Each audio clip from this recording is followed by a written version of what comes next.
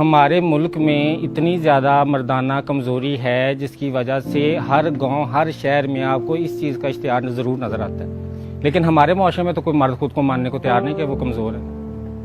फिर ये इश्तिहार क्यों?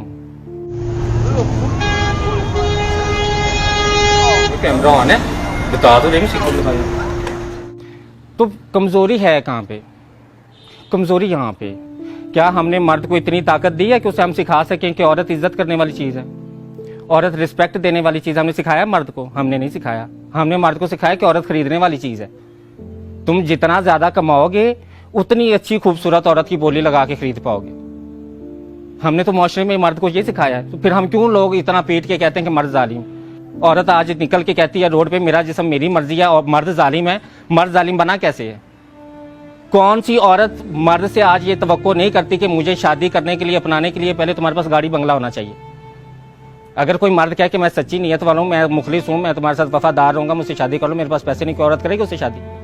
उस औरत को हक है फिर ये कहने का कि भाई मर्द जालिम है? औरत खुद जालिम है। औरत ने मर्द पे जुल्म किया हुआ है और वो इस जुल्म को मानती नहीं। मर्द इतना ज्यादा मर्द मजबूर हो गया कि अब तो हमें ये सुनने को मिलता है कि अब तो ज्यादातर खुसरे जो होते हैं ना वो नकली आ गए, वो तो कुछ लड़के खुसरे बने हैं। हम डूब के नहीं मरते ये बात करते हुए, वो कैसे नकली खुसरे बने हैं? मुआशरे का इतना बड़ा तबका नकली खुसरे बन रहा है, उसे कौन रोकने वाला है? कोई नहीं, क्यों नहीं उसकी कोई जड़ ढूंढ रहा कि भैया कहां से बनना शुरू हो गए? हमने मर्द को मर्द रहने नहीं दिया। हमने मर्द को सिखाया कि तुम तमाशबीन हो, तुमने पैदा होना है तो तुमने औरत को या बेचना है या खरीदना है। बहन बेचनी है और बीवी खरीदनी है। उसके लिए तुम्हें पैसे चाहिए बहुत ज्यादा। जितने ज्यादा पैसे होंगे उतना अच्छा माल तुम खरीद सकोगे। ये सिखाने के बाद फिर मर्द से हम किस चीज की तवक्को कर रहे हैं कि वो अच्छा मर्द बन के रहे सोसाइटी में? वो अच्छा मर्द नहीं बनेगा, वो इससे भी मजीद जालिम बनेगा। पाकिस्तान में 100 में से 60% नौजवान नस्ल है। उस नौजवान नस्ल में से 50% स्कूलों में नहीं है। तो जो 50% स्कूलों में नहीं है उनके पास एंड्रॉयड मोबाइल तो है, तो वो एंड्रॉयड मोबाइल पे क्या देखते हैं?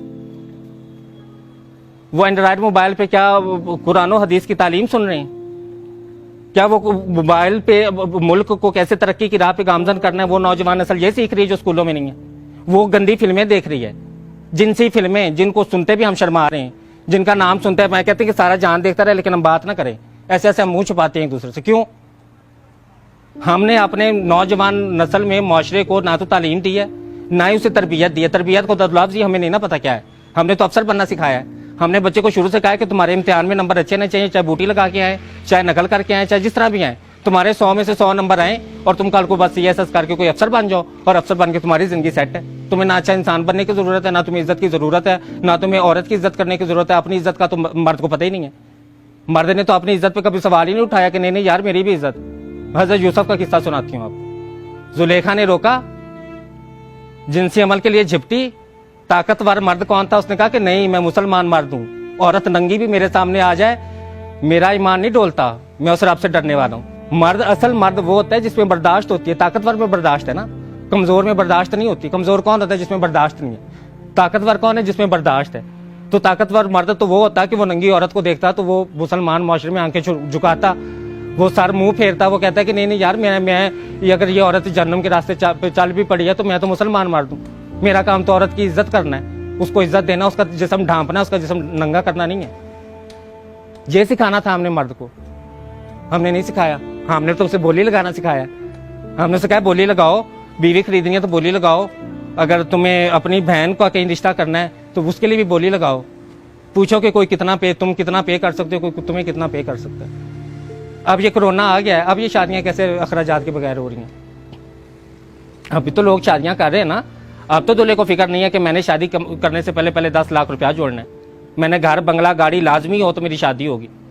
तो जब घर गाड़ी बंगला औरत देखती है ना, जब औरत मांगती है कि भाई मैं शादी करने के लिए घर बंगला गाड़ी मांगती हूँ, तो फिर जारी बात है मर्द भी बोली लगाता है। तो हम बेचने खरीदने का काम कर रहे हैं। हमें सिखाना पड़ेगा कि रिश्ता क्या है, शादी क्या है, निकाह क्या है, 3 कलमे पढ़ने का मतलब क्या है, कौन सा ये रस्म कहाँ से आई है? मुझे ये बता दें कि इस्लाम में, तो मुझे ये पूरे इस्लाम में ये रस्म नजर नहीं आती कि भाई दूल्हे को शादी के लिए जो है वो एक घर गाड़ी बंगला लाजमी होना चाहिए, सोशल सिक्योरिटी होनी चाहिए, फ्यूचर सिक्योरिटी होनी चाहिए।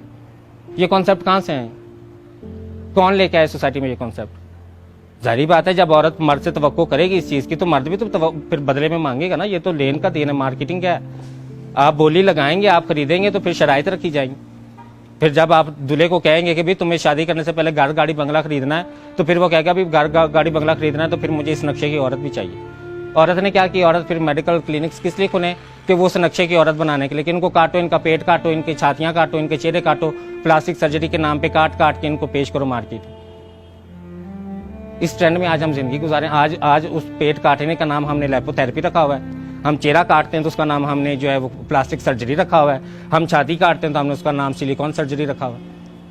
हमने तो नाम बदल के तो उनको बड़ा ग्लोरीफाई किया हुआ है ना। उनके नाम ऐसे ग्लोरीफाई करके रखे हुए कि कोई ये महसूस ना करे कि मैं जिंदा जान अपना पेट कटवाने लगा हूँ।